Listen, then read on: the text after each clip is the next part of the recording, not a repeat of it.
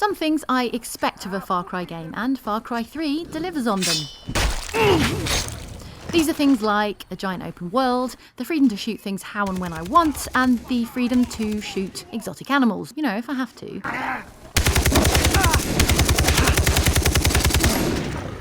What? He came right at me. Something I don't expect from a Far Cry game, though, is a story about which I care. Here, let me recount the story of Far Cry 2. I'm a mercenary, I've got malaria, Nietzsche quotes, diamonds? Oh no, my gun is broken. That is why I was recently taken aback by a spot of hands-on time with Far Cry 3, in which I cared about the story.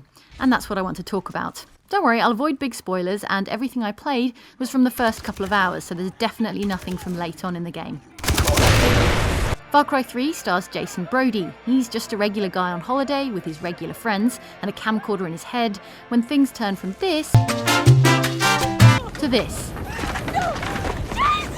He and his brothers and their friends get captured and imprisoned in a slave camp by pirate leader Vaz, who is, like a Snickers bar to an allergy sufferer, dangerously nutty.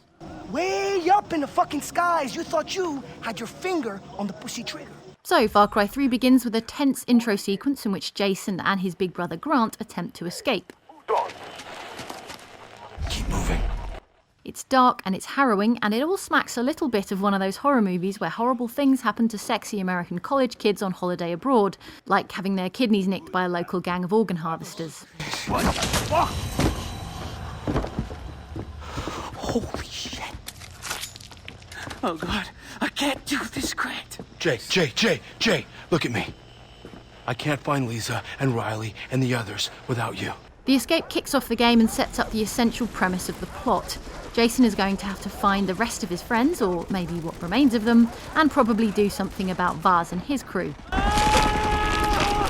Also unexpected, but not unrelated, are some compelling performances. For instance, there's Dennis. What the hell? He's a Liberian-American who has made the island his home and taken up the cause of the good people of Amanaki Town, your first quest hub, against Vaz and his lot. He gives you your first tattoo and sets you on the road to becoming a warrior. I know who you are, Jason. You are a warrior. And the tattoo will allow for you to reveal your true self. The tattoo, by the way, grows down Jason's arm over time and depicts all the skills you choose to develop as you level up. There's also this guy, creepy hallucinogenic enthusiast Dr. Earnhardt. See anything you fancy? He sends you off on an errand to gather some mushrooms for him, which sparks off one of the game's seemingly plentiful, nightmarish hallucination sequences. These sequences key straight into the game's themes of insanity and altered states of consciousness. They're especially good for allowing spectacular bits of scripted madness without impinging too much on your sandbox freedom.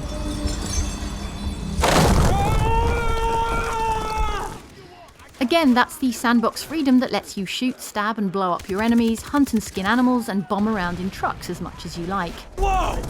Hit up Mike's preview at the link below for more details, but the essentials of combat and movement are in great shape, though the vehicles handle as erratically as they ever did in Far Cry 2, which isn't to say you can't have fun with them. After all, running things down with cars is something I expect of a Far Cry game. Serpentine! Serpentine! What?